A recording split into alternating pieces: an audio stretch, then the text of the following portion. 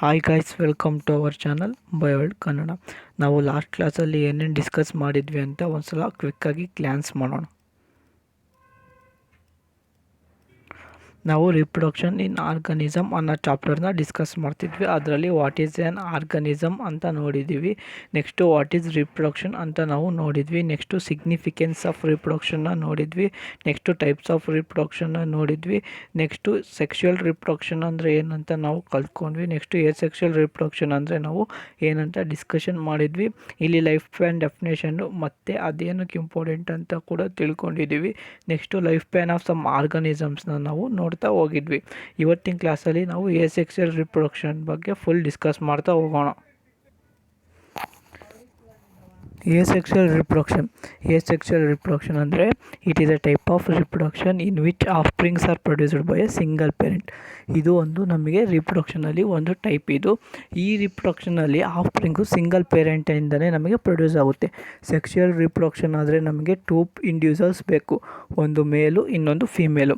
ಆದರೆ ಇಲ್ಲಿ ಸೆಕ್ಷುವಲ್ ರಿಪ್ರೊಡಕ್ಷನಲ್ಲಿ ಹಂಗಲ್ಲ, ನಮಗೆ ಸಿಂಗಲ್ ಪೇರೆಂಟೇ ಸಾಕಾಗುತ್ತೆ ಏನಕ್ಕೆ ಆಫ್ಸ್ಪ್ರಿಂಗ್ಸ್ನ ಪ್ರೊಡ್ಯೂಸ್ ಮಾಡಲಿಕ್ಕೆ. The offsprings that are produced are not only identical to one another but are exact copies of their parents. ಇಲ್ಲಿ ಏನು ಆಫ್ಸ್ಪ್ರಿಂಗ್ಸ್ ಸೆಕ್ಷುವಲ್ ರಿಪ್ರೊಡಕ್ಷನಲ್ಲಿ ಪ್ರೊಡ್ಯೂಸ್ ಆಗ್ತಾವೋ ಅವು ಐಡೆಂಟಿಕಲ್ ಮಾತ್ರ ಅಲ್ಲ, exact copies of their parents ಆಗಿರ್ತವೆ.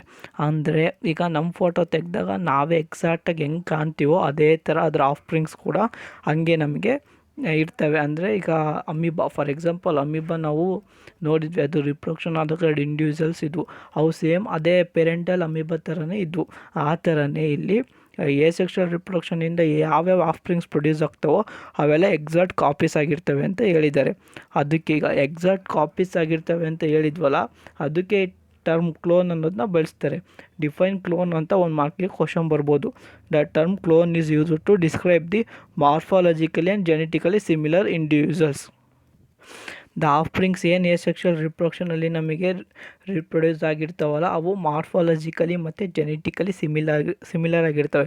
ಮಾರ್ಫಾಲಜಿಕಲಿ ಅಂದರೆ ಸ್ಟ್ರಕ್ಚರಲಿ, ಜೆನೆಟಿಕಲಿ ಅಂದರೆ ನಮಗೇನು ಜೆನೆಟಿಕ್ಸ್ ಇದೆಯೋ ಅದು ಎರಡೂ ಏನು ಚೇಂಜಸ್ಸೇ ಇರೋಲ್ಲ, ಎಕ್ಸಾಕ್ಟ್ ಕಾಪೀಸ್ ಅದು ಹೆಂಗಿದೆಯೋ ಸೇಮ್ ಇದೇ ಥರ ಹಂಗೆ ಇದು ಕೂಡ ಆಫ್ಸ್ಪ್ರಿಂಗ್ಸ್ ಕೂಡ ಹಂಗೆ ಇರುತ್ತೆ.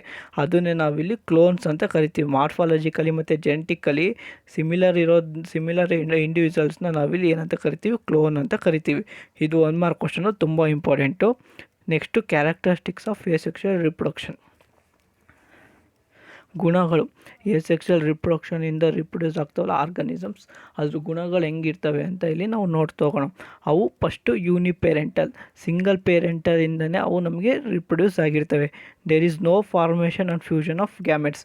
ನಮಗೆ ಸೆಕ್ಷುವಲ್ ರಿಪ್ರೊಡಕ್ಷನ್ ಆದರೆ ಮೇಲ್ ಗ್ಯಾಮೆಟ್ ಬಂದುಬಿಟ್ಟು ನಮಗೆ ಸ್ಪರ್ಮು, ಫೀಮೇಲ್ ಗ್ಯಾಮೆಟು ಓವಮ್, ಇವೆರಡು ಫಾರ್ಮೇಷನ್ ಆಗಿ ಫ್ಯೂಷನ್ ಆದರೆ ಮಾತ್ರ ಅಲ್ಲಿ ಆಫ್ಸ್ಪ್ರಿಂಗ್ಸು ರಿಪ್ರೊಡ್ಯೂಸ್ ಆಗ್ತವೆ. ಆದರೆ ಇಲ್ಲಿ ಸೆಕ್ಷುವಲ್ ರಿಪ್ರೊಡಕ್ಷನಲ್ಲಿ ಅದರ ಅವಶ್ಯಕತೆ ಇಲ್ಲ ನಮಗೆ. Next progeny produced by sexual reproduction is uniform in size and shape. ಇಲ್ಲಿ ಏನಂದರೆ ಸೆಕ್ಷುವಲ್ ರಿಪ್ರೊಡಕ್ಷನಲ್ಲಿ ನಮಗೆ ಗೊತ್ತು, ತುಂಬ organisms at a time reproduce ಆಗ್ತಾವಲ್ಲ ಅವು ಸೇಮ್ ಸೈಜು ಮತ್ತು ಸೇಮ್ ಶೇಪ್ ಇರ್ತವೆ ಅಂತ ಇಲ್ಲಿ ಹೇಳಿದ್ದಾರೆ.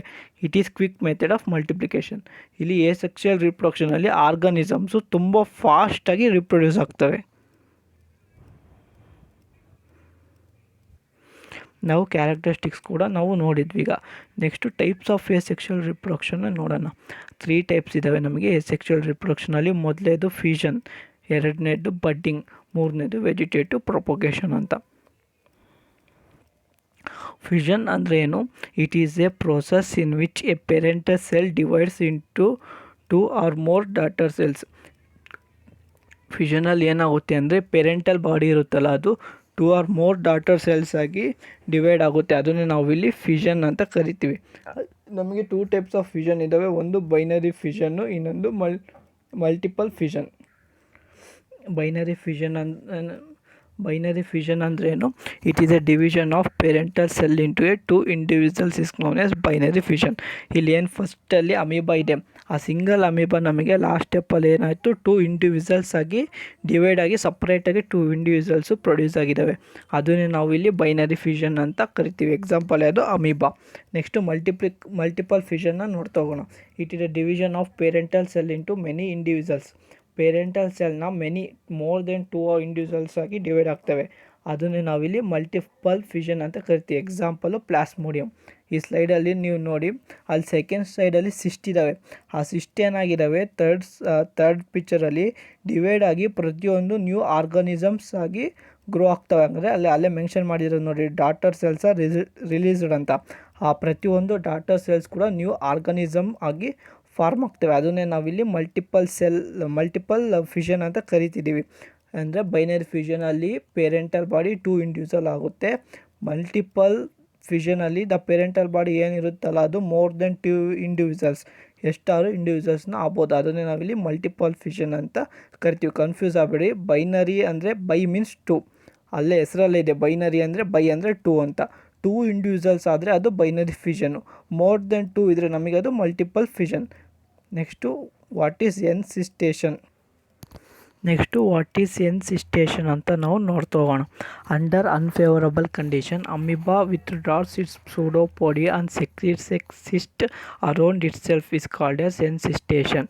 ಇಲ್ಲಿ ಅನ್ಫೇವರಬಲ್ ಕಂಡೀಷನ್ ಯಾವಾಗ ಅಮೀಬಾಗೆ ರಿಪ್ರೊಡಕ್ಷನ್ ಮಾಡೋ ಟೈಮಲ್ಲಿ ಬರುತ್ತೋ ಆವಾಗ ಈ ಸೂಡೋಪೋಡಿಯಾದಿಂದ ಅಮೀಬಾ ಏನು ಮಾಡ್ತಿರುತ್ತೆ ಅಂದರೆ ಮೂವ್ಮೆಂಟ್ ಮಾಡೋದು ಮತ್ತು ಫುಡ್ನ ಅಬ್ಸರ್ವ್ ಮಾಡ್ಕೊಳೋ ಕೆಲಸ ಮಾಡ್ತಿರುತ್ತೆ. ಆದರೆ ಅವೆರಡೂ ಕೆಲಸ ಬಿಟ್ಟು ಅಮೀಬಾ ಏನು ಮಾಡುತ್ತೆ, ಅದ್ರ ಸುತ್ತಲೂ ಒಂದು ಸಿಸ್ಟ್ನ ಪ್ರೊಡ್ಯೂಸ್ ಮಾಡ್ಕೊಳ್ಳುತ್ತೆ. ಅಲ್ಲಿ ಮಿಡಲ್ ಪಿಕ್ಚರ್ ಆಗಿದೆ ನೋಡಿ, ಆ ಸಿಸ್ಟ್, ಆ ರೆಡ್ ಕಲರ್ ಏನು ಕಾಣ್ತಿದೆಯೋ ಅದನ್ನೇ ನಾವಿಲ್ಲಿ ಸಿಸ್ಟ್ ಅಂತ ಕರಿತೀವಿ. ಅಲ್ಲೇ ಮೆನ್ಷನ್ ಮಾಡಿದೆ ಸಿಸ್ಟ್ ಫಾರ್ಮೇಷನ್ ಅಂತ. ಆ ಸಿಸ್ಟನ್ನು ಏನು ಮಾಡ್ಕೊಳುತ್ತೆ, ತನ್ನ ಅದೇನು ಮಿನಿ ನ್ಯೂಕ್ಲಿಯೈ ಇರ್ತಾವಲ್ಲ, ಫಾರ್ಮ್ ಆಗಿರ್ತಾವಲ್ಲ, ಅದು ಸುತ್ತಲೂ ಪ್ರೊಡ್ಯೂಸ್ ಮಾಡುತ್ತೆ ಸಿಸ್ಟನ್ನು. ಅದನ್ನೇ ನಾವಿಲ್ಲಿ ಎನ್ಸಿಸ್ಟೇಷನ್ ಅಂತ ಕರಿತೀವಿ. ಇದನ್ನು ಇನ್ನೊಂದು ಥರ ಹೆಂಗೆ ಬರಿಬೋದು ಅಂದರೆ, ಫಸ್ಟು ಡೆಫಿನೇಷನ್ ಕಲಿಯೋದಕ್ಕಿಂತ ಅದನ್ನ ಅರ್ಥ ಮಾಡ್ಕೊಂಡ್ರೆ ನಮ್ಮ ಓನ್ ನೋಟ್ಸಲ್ಲಿ ಬರೆದ್ರೆ ಮಾರ್ಕ್ ಸಿಗುತ್ತೆ. ಎನ್ಸಿಸ್ಟೇಷನ್ ಅಂದರೆ it is a process in which amoeba withdraws its pseudopodia and secretes a cyst around itself is known as encystation ಅಂತ ಕೂಡ ನಾವು ಇಲ್ಲಿ ಬರಿಬೋದು. ಆದ್ದರಿಂದ ಫಸ್ಟ್ ಅರ್ಥ ಮಾಡ್ಕೊಳ್ಳಿ ಟಾಪಿಕ್ನ, ಆಮೇಲೆ ನಾವು ಓನ್ ನೋಟ್ಸಲ್ಲಿ ಬರಿಬೋದು ಏನೇ ಕೊಟ್ಟರು. ನೆಕ್ಸ್ಟು ನಮಗೆ ಸ್ಪೋರುಲೇಷನ್ ಅಂದರೆ ಏನಂತ ನೋಡ್ತಾ ಹೋಗೋಣ. The formation of spores in amoeba when favourable condition return.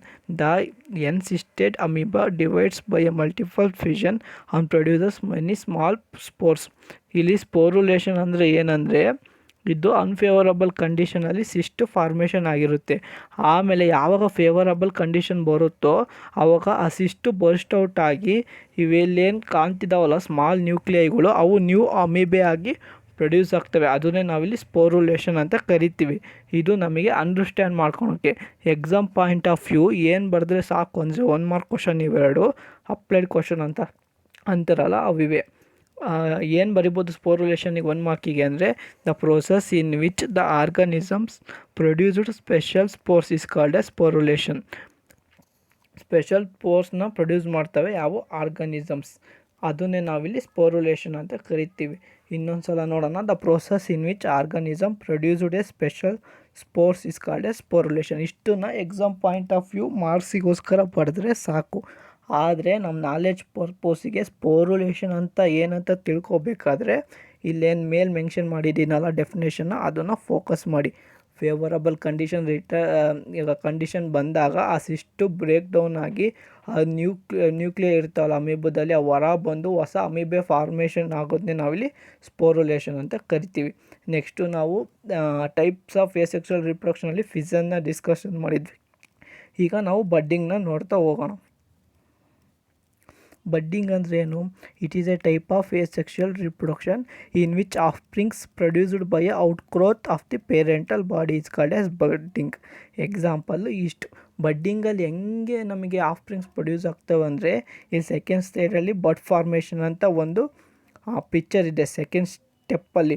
ಅಲ್ಲಿ ಔಟ್ ಗ್ರೋತ್ ಏನು ಫಾರ್ಮ್ ಆಗಿದೆ ನೋಡಿ ಪೇರೆಂಟಲ್ ಬಾಡಿಯಿಂದ, ಅದು ನೆಕ್ಸ್ಟು ಇದು ಸ್ಟೇಜ್ ನಂಬರ್ 3 ನೋಡಿ, ನ್ಯೂಕ್ಲಿಯಸ್ ಮೈಗ್ರೇಷನ್ ಅಂತ ಇದೆ.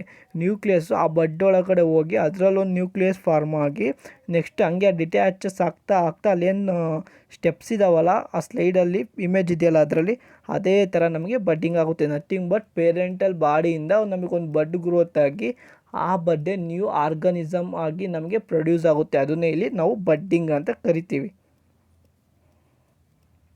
ಇದು ವಾಟ್ ಈಸ್ ಎಸೆಕ್ಸುವಲ್ ರಿಪ್ರೊಡಕ್ಷನ್ ಸ್ಟ್ರಕ್ಚರ್ಸ್ ಅಂತ. ಇದು ಟೆಕ್ಸ್ಟ್ ಬುಕ್ಕಲ್ಲೂ ಇಲ್ಲ. ಆಲ್ಮೋಸ್ಟ್ ಇದು ಏನಕ್ಕೆ ಮೆನ್ಷನ್ ಮಾಡಿದ್ದೀನಿ ಅಂದರೆ ನೆಕ್ಸ್ಟ್ ಇದಕ್ಕೆ 1 ಮಾರ್ಕ್ಸ್ ಕ್ವಶನ್ ಬರ್ತವೆ, ಅದು ಸಡನ್ನಾಗಿ ನೆನಪಿಟ್ಕೊಳೋಕ್ಕೆ ಕಷ್ಟ.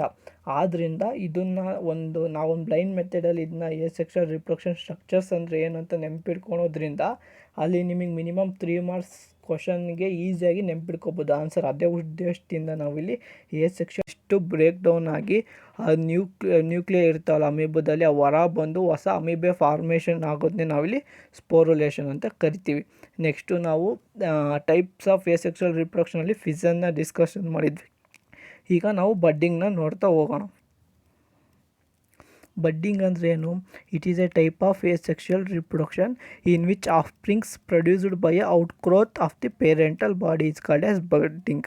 ಎಕ್ಸಾಂಪಲ್ ಇಷ್ಟು.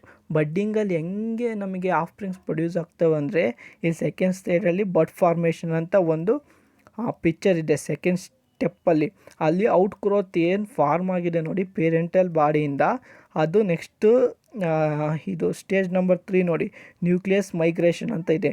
ನ್ಯೂಕ್ಲಿಯಸ್ಸು ಆ ಬಡ್ ಒಳಗಡೆ ಹೋಗಿ ಅದರಲ್ಲೊಂದು ನ್ಯೂಕ್ಲಿಯಸ್ ಫಾರ್ಮ್ ಆಗಿ ನೆಕ್ಸ್ಟ್ ಹಂಗೆ ಡಿಟ್ಯಾಚಸ್ ಆಗ್ತಾ ಅಲ್ಲೇನು ಸ್ಟೆಪ್ಸ್ ಇದಾವಲ್ಲ ಆ ಸ್ಲೈಡಲ್ಲಿ ಇಮೇಜ್ ಇದೆಯಲ್ಲ ಅದರಲ್ಲಿ, ಅದೇ ಥರ ನಮಗೆ ಬಡ್ಡಿಂಗ್ ಆಗುತ್ತೆ. ನಥಿಂಗ್ ಬಟ್ ಪೇರೆಂಟಲ್ ಬಾಡಿಯಿಂದ ನಮಗೊಂದು ಬಡ್ ಗ್ರೋತ್ ಆಗಿ ಆ ಬಡ್ಡೆ ನ್ಯೂ ಆರ್ಗನಿಸಮ್ ಆಗಿ ನಮಗೆ ಪ್ರೊಡ್ಯೂಸ್ ಆಗುತ್ತೆ. ಅದನ್ನೇ ಇಲ್ಲಿ ನಾವು ಬಡ್ಡಿಂಗ್ ಅಂತ ಕರಿತೀವಿ. ಇದು what is asexual reproduction structures ಅಂತ. ಇದು ಟೆಕ್ಸ್ಟ್ ಬುಕ್ಕಲ್ಲೂ ಇಲ್ಲ. ಆಲ್ಮೋಸ್ಟ್ ಇದು ಏನಕ್ಕೆ ಮೆನ್ಷನ್ ಮಾಡಿದ್ದೀನಿ ಅಂದರೆ ನೆಕ್ಸ್ಟ್ ಇದಕ್ಕೆ 1 ಮಾರ್ಕ್ಸ್ ಕ್ವಶನ್ ಬರ್ತವೆ, ಅದು ಸಡನ್ನಾಗಿ ನೆನಪಿಟ್ಕೊಳೋಕ್ಕೆ ಕಷ್ಟ.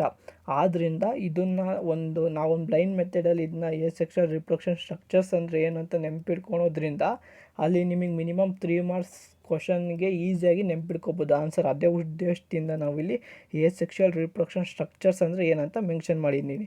These are the parts of a plant or any organs which help in production of an offspring is called as asexual reproduction structures.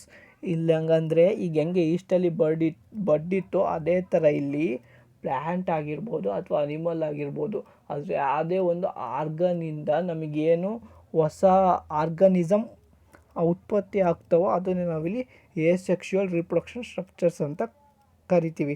ಇದು ಎಕ್ಸಾಮ್ ಪಾಯಿಂಟ್ ಆಫ್ ವ್ಯೂ ಬರೋದಿಲ್ಲ. ಇದನ್ನೇನಕ್ಕೆ ನಾನು ಇಲ್ಲಿ ಮೆನ್ಷನ್ ಮಾಡಿದೆ ಅಂದರೆ ನೆಕ್ಸ್ಟ್ ಇಲ್ಲಿ ಎಸೆಕ್ಷುವಲ್ ರಿಪ್ರೊಡಕ್ಷನ್ ಸ್ಟ್ರಕ್ಚರ್ಸ್ ಅಂತ ಇದೆಯಲ್ಲ ಇವನ್ನ ಕೇಳ್ತಾರೆ.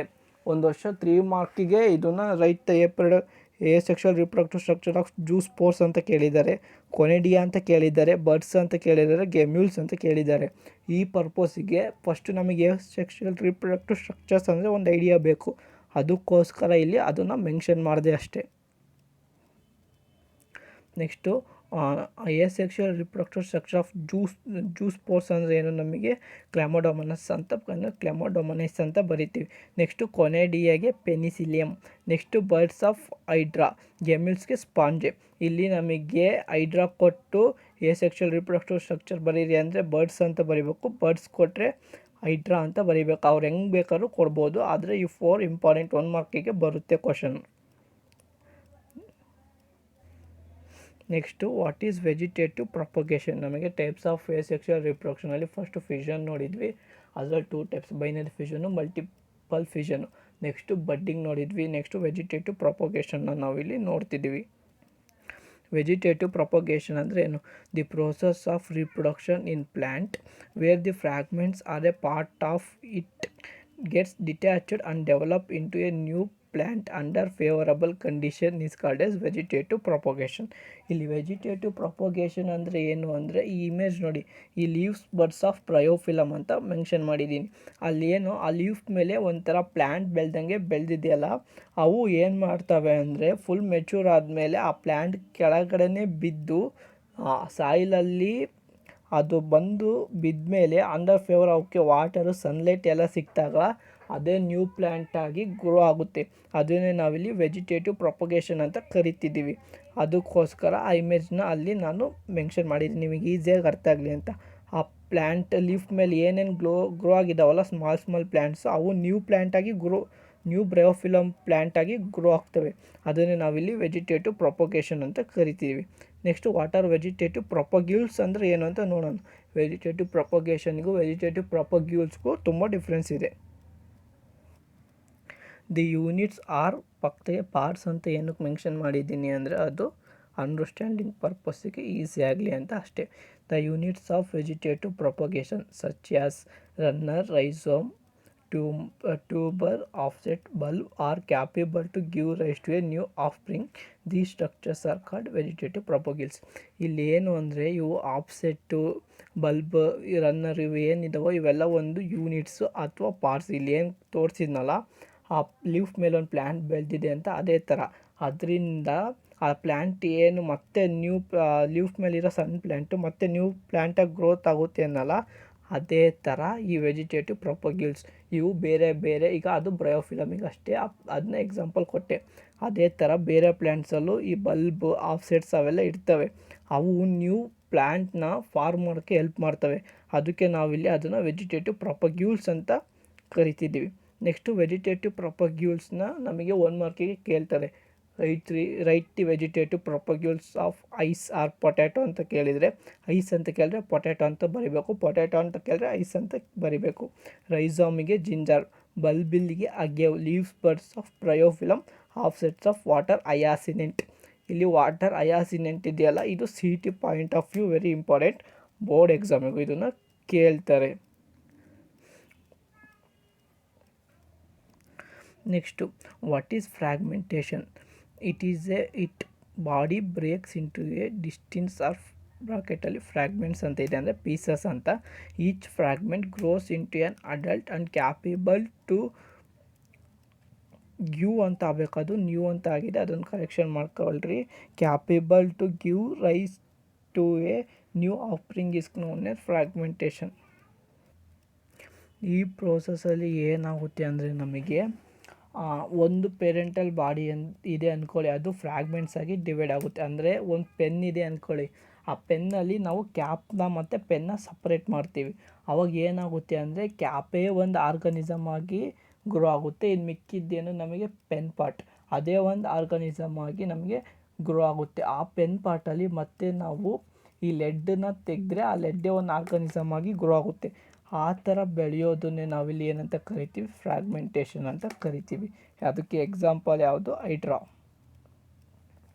Name the plant which is called as terror of Bengal. ನಿಮಗೆ ಎಕ್ಸಾಮಗೆ ಈ ಥರ ಕ್ವಶನ್ ಬರ್ಬೋದು. Name the plant which is called as terror of Bengal ಅಂತ ನಾವು ಯಾವ ಪ್ಲ್ಯಾಂಟ್ನ ಕರಿತೀವಿ ಅಂದರೆ ವಾಟರ್ ಅಯಾಸಿನೆಂಟ್ನ ನಾವಿಲ್ಲಿ ಟೆರರ್ ಆಫ್ ಬೆಂಗಾಲ್ ಅಂತ ಕರಿತೀವಿ. ಇದನ್ನು ಐಕಾರ್ನಿಯಾ ಅಂತ ಕೂಡ ಕರಿತೀವಿ. ಓಕೆ, ನಾವು ಐಕಾರ್ನಿಯಾ ಅಥವಾ ವಾಟರ್ ಅಯಾಸಿನೆಂಟ್ನ ಟೆರರ್ ಆಫ್ ಬೆಂಗಾಲ್ ಅಂತ ಯಾಕೆ ಕರಿತೀವಿ ಅಂದರೆ ಇಲ್ಲಿ ರೀಸನ್ ಇದೆ ನೋಡಿ. It drains the oxygen present in the water, it leads to death of several fishes. ಅದು ಪ್ಲ್ಯಾಂಟ್ ಗ್ರೋ ಆಗೋಕ್ಕೆ ಏನು ಮಾಡುತ್ತೆ ಅಂದರೆ ಆ ವಾಟರಲ್ಲಿರೋ ಆಕ್ಸಿಜನ್ ಕಂಟೆಂಟ್ನ ಅದು ತಗೊಳುತ್ತೆ. ಆದ್ದರಿಂದ ಅಲ್ಲೇನು ಡಿಸಾಲ್ಡ್ ಆಕ್ಸಿಜನ್ ಫಿಶಸ್ಸಿಗೆ ಬೇಕಾಗಿರುತ್ತಲ್ಲ ಸರ್ವೈವ್ ಆಗೋಕ್ಕೆ, ಆ ಆಕ್ಸಿಜನ್ನು ಫಿಶಸ್ಸಿಗೆ ಸಿಗಲ್ಲ. ಆಕ್ಸಿಜನ್ ಸಿಕ್ಕಿಲ್ಲ ಅಂದರೆ ಗೊತ್ತು ನಾವು ಸತ್ತೋಗ್ತೀವಿ. ಅದೇ ಥರ ಫಿಶಸ್ ಕೂಡ ಸತ್ತೋಗ್ತವೆ. ಆದ್ದರಿಂದ ಅದನ್ನು ಟೆರರ್ ಆಫ್ ಬೆಂಗಾಲ್ ಅಂತ ಇಲ್ಲಿ ನಾವು ಐಕಾರ್ನಿಯಾ ಅಥವಾ ವಾಟರ್ ಅಯಾಸಿನೆಂಟ್ನ ಕರೆದಿದ್ದೀವಿ. ಇದು ಐಕಾರ್ನಿಯಾ ಅನ್ನೋದು ಅದು ನೇಮ್ ಅದರದ್ದು. ಐಕಾರ್ನಿಯಾ ಅನ್ನೋದು ವಾಟರ್ ಅಯಾಸಿನೆಂಟ್ನ ಸೈಂಟಿಫಿಕ್ ನೇಮ್. ನೆಕ್ಸ್ಟು ಅಲ್ಲಿ ನೋಟ್ ಅಂತ ಮೆನ್ಷನ್ ಮಾಡಿದ್ದೀನಿ ನೋಡಿ, ಇದು CT ಪಾಯಿಂಟಿಗೆ ಇಂಪಾರ್ಟೆಂಟ್. ಐಕಾರ್ನಿಯಾನ ಏನಕ್ಕೆ ಇಂಡಿಯಾದಲ್ಲಿ ಇಂಟ್ರೊಡ್ಯೂಸ್ ಮಾಡಿದರು ಅಂದರೆ it is introduced in India because of its beautiful flowers and shape of leaves. ಸೆಂಟೆನ್ಸ್ನ ಫೋಕಸ್ ಮಾಡಿ. Beautiful flowers and shape of leaves ಇದೇ ಥರ ಇದ್ದರೆ ನಮಗೆ ಅದು ರೈಟ್ ಆನ್ಸರ್. ಅದ್ರ ಬದಲು beautiful leaves and shape of flowers ಅಂತ ಏನಾದ್ರು CT ಆಪ್ಷನಲ್ಲಿದ್ದರೆ ಅದು ರಾಂಗ್ ಸ್ಟೇಟ್ಮೆಂಟ್. ನಮಗೆ ಹಿಂಗೆ ಇರಬೇಕು, beautiful flowers and shape of leaves ಇದೇ ಥರ ಇದ್ದರೆ ಮಾತ್ರ ಅದು ರೈಟ್ ಆನ್ಸರ್ ಆಗುತ್ತೆ ನಮಗೆ. ಅದು ಬ್ಯೂಟಿಫುಲ್ ಫ್ಲವರ್ಸು ಮತ್ತು ಅದು ಲೀವ್ಸಿನ ಶೇಪ್ ಏನಿತ್ತೋ ಅದು ಅಟ್ರ್ಯಾಕ್ಟ್ ಅದನ್ನು ಇಂಡಿಯಾದಲ್ಲಿ ನಮಗೆ ಇಂಟ್ರೊಡ್ಯೂಸ್ ಮಾಡ್ತಾರೆ. ಇದು ಇವತ್ತಿನ ಏಸೆಕ್ಷುವಲ್ ರಿಪ್ರೊಡಕ್ಷನ್ ಪಾರ್ಟ್ ಇಲ್ಲಿಗೆ ಕಂಪ್ಲೀಟ್ ಆಗಿದೆ. ಒಂದು ಸ್ವಲ್ಪ ಫಾಸ್ಟ್ ಅನಿಸ್ತಿದೆ ಟೀಚಿಂಗು. ವಿಡಿಯೋ ಲೆಂತಿ ಆದಷ್ಟು ನಿಮಗೆ ವಾಚ್ ಮಾಡೋಕ್ಕೆ ಬೋರ್ ಆಗ್ಬೋದು ಅನ್ನೋ ಕಾರಣದಿಂದ ಒಂದು ಸ್ವಲ್ಪ ಫಾಸ್ಟ್ ಮಾಡಿ. ನೆಕ್ಸ್ಟು ಲಾಸ್ಟಲ್ಲಿ ಇವತ್ತಿನ ಕ್ಲಾಸಲ್ಲಿ ಏನೇನಾಯಿತು ಅಂತ ಇನ್ನೊಮ್ಮೆ ನೋಡೋದಾದರೆ ವಾಟ್ ಈಸ್ ಎಸೆಕ್ಷುವಲ್ ರಿಪ್ರೊಡಕ್ಷನ್ ಅಂತ ನೋಡಿದ್ವಿ. ನೆಕ್ಸ್ಟು ಕ್ಲೋನ್ ಅಂದರೆ ಏನಂತ ನೋಡಿದ್ವಿ, ತುಂಬ ಇಂಪಾರ್ಟೆಂಟು 1 ಮಾರ್ಕಿಗೆ. Next characteristics of asexual reproduction ಅಂತ ಡಿಸ್ಕಸ್ ಮಾಡಿದ್ದೀವಿ. ಟೈಪ್ಸ್ ಆಫ್ ಎಸೆಕ್ಷುವಲ್ ರಿಪ್ರೊಡಕ್ಷನ್ನ ನೋಡಿದ್ವಿ. ನೆಕ್ಸ್ಟು ಫಿಷನಲ್ಲಿ 2 ಟೈಪ್ಸ್ ಇದೆ, ಅದನ್ನು ನಾವು ನೋಡಿದ್ವಿ. ನೆಕ್ಸ್ಟು ಫಿಷನ್ ಆದ ತಕ್ಷಣ ನಮಗೆ ನೆಕ್ಸ್ಟ್ ಬಂದಿದ್ದು ಎನ್ಸಿಸ್ಟೇಷನ್, ಇದನ್ನು ನೋಡಿದ್ವಿ. ಸ್ಪೋರುಲೇಷನ್ ಅಂದರೆ ಏನಂತ ಗೊತ್ತಾಯಿತು, ಬಡ್ಡಿಂಗ್ ಅಂದರೆ ಏನಂತ ಗೊತ್ತಾಯಿತು. ನೆಕ್ಸ್ಟು ಆಮೇಲೆ ಸ್ಟ್ರಕ್ಚರ್ ಆಫ್ ಎಸೆಕ್ಷುವಲ್ ರಿಪ್ರೊಡಕ್ಷನ್ನ ನೋಡಿದ್ವಿ ನಾವು. ಆಮೇಲೆ ವೆಜಿಟೇಟಿವ್ ಪ್ರೊಪಗೇಷನ್ ಬಗ್ಗೆ ಡಿಸ್ಕಸ್ ಮಾಡಿದ್ವಿ. ನೆಕ್ಸ್ಟ್ ವೆಜಿಟೇಟಿವ್ ಪ್ರೊಪಗ್ಯೂಲ್ಸ್ ಅಂದರೆ ಏನಂತ ನೋಡಿದ್ವಿ. 1 mark question important of vegetative ಪ್ರೊಪಗ್ಯೂಲ್ಸ್ನ ಡಿಸ್ಕಸ್ ಮಾಡಿದ್ವಿ. ಫ್ರಾಗ್ಮೆಂಟೇಷನ್ ಅಂದರೆ ಏನಂತ ಗೊತ್ತಾಯಿತು. ನೆಕ್ಸ್ಟ್ ವಾಟರ್ ಹಯಾಸಿಂಥ್ನ ಟೆರರ್ ಆಫ್ ಬೆಂಗಾಲ್ ಅಂತ ಯಾಕೆ ಕರೀತಾರೆ ಅಂತ ಗೊತ್ತಾಯಿತು. ಅದನ್ನ ಇಂಡಿಯಾಕ್ಕೆ ಏನಕ್ಕೆ ಇಂಟ್ರೊಡ್ಯೂಸ್ ಮಾಡಿದರು ಅಂತ ಗೊತ್ತಾಯಿತು. ಅದರಿಂದ ಪ್ರಾಬ್ಲಮ್ ಏನಂತ ನಮಗೆ ಗೊತ್ತಾಯಿತು. ಅದರಿಂದ ವಾಟರ್ ಹಯಾಸಿಂಥ್ ಆರ್ ಐಕಾನೇಂದ್ರ. Thank you. ಇದು ಇವತ್ತಿನ class. Don't forget to subscribe and like. Thank you one and all.